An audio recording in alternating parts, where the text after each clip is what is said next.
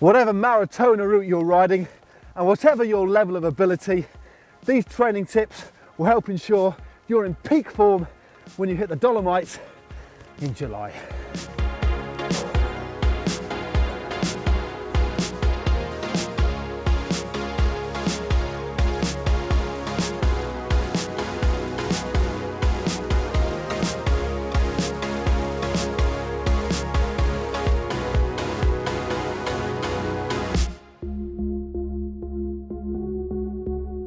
Having a structured training plan overlaid around your other commitments will help ensure that you manage your time far more effectively. Yeah, doing that as you look towards the Maratona event itself is going to help you get far more out of your training because it's going to be more effective. And it should also instill some discipline too, because it's been proven that you are far more likely to commit to something if it's written down.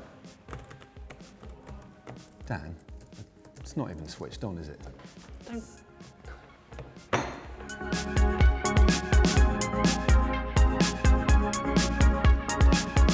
When you consider all of our physiological differences and abilities, no matter what your ambitions, you'll become fitter if you train smarter. So instead of simply riding your bike without a thought of what you're trying to achieve, try and ensure you make every session count. Don't get us wrong, we're big fans of a steady, unstructured ride every now and again. But in order to maximise your precious time, you need to leave the house or get onto the home trainer with a particular session and objective in mind. Ask yourself, what am I going to improve or achieve today?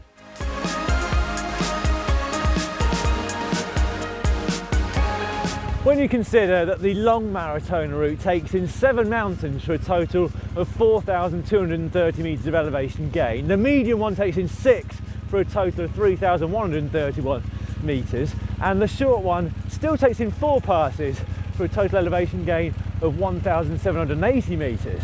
It doesn't take much to realise that whichever route you choose, you're in for quite a lot of climbing. Quite a lot of climbing? That's an immense amount of climbing, in my humble opinion. So whether or not you like climbing, or you hate climbing, or both, climbing is something you're going to really have to get used to really make the most of your Maratona experience. Now climbing, effort-wise, as you can prove, doesn't really get any easier.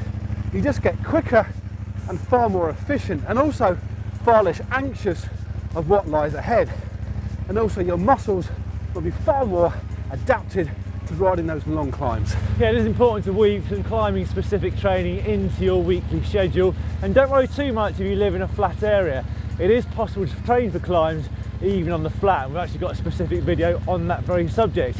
If you've got a local climb that's just a few minutes long, you could head out to that and do it on repeated occasions, or you could occasionally head out to a much hillier area to get some very specific training in.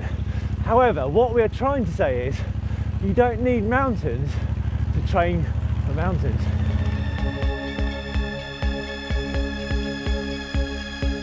So that you don't get stale or in a rut physically and mentally, ensure that you vary your training. Many people make the mistake of thinking that riding reasonably hard all of the time will equip them well. And it certainly won't do you any harm, but you won't gain any real dynamic range. Although the Maratona isn't exactly a race, the more versatile a rider you are, the better you'll be on the day, as you'll have the ability to adapt and dig deep when it really matters. Yeah, so things like increasing your pace on a climb so you don't get dropped from the group you're in, crossing a gap if you are dropped, and also, more importantly, mixing up your training by incorporating elements like sweet spot, intervals, climbing, sprinting, and of course endurance will equip you well for the up and down nature of the Maratona course, where periods of long, hard effort are interspersed with relatively easy or steady riding.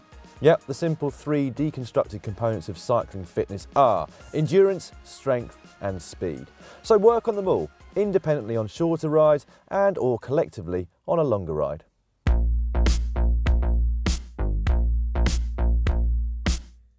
A great way of keeping tabs on your training is to test yourself. Doing this will enable you to identify the level that you're at and also highlight your strengths and weaknesses, as well as making sure the training that you're doing is having the desired effect. There are various methods that you can use, but you want to test your sprint power, your VO2 max and your threshold power. And as you might expect, we've got a video that shows exactly how to calculate all 3, and you'll find a link to that in the description down below. Or the test could be as simple as timing yourself up a local hill, for example. Look at carrying out a test every 4 to 6 weeks. Now, the spin-off bonus from testing is the confidence boost you'll get from the tangible proof that your fitness has improved, all being well.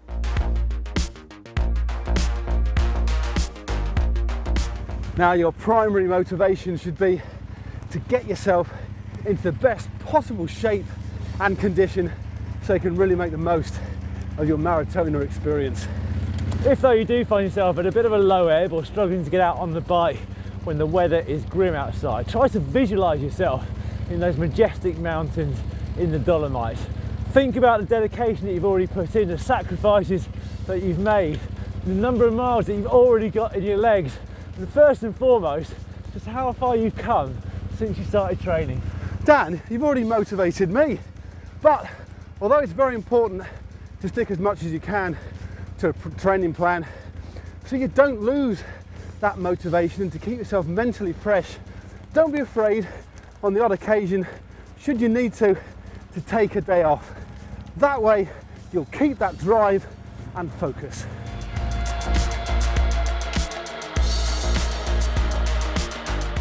It's a scientific fact that if you don't give your body enough rest, you're not going to reap any of the rewards from all of your hard training.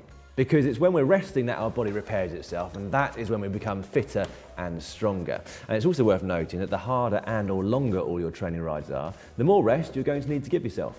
Yeah, now this is particularly important if you're juggling your training around all the other things in life, because there's no doubt about it, your immune system is going to be put under a fair degree of strain. So as well as getting enough sleep, you need to make sure you've got enough rest in between hard training sessions. It's very easy when you're new to the sport to go in feet first and do too much too soon. And this is a very common mistake that people make. So the best thing to do and the key to good training is to build your training load up nice and gradually. Yeah, so have the confidence from time to time to admit when you're tired and therefore take a day off. Be honest with yourself and listen to your body. And enjoy a nice steady training ride to a calf and a bit of cake with your mates. I love rest days, me.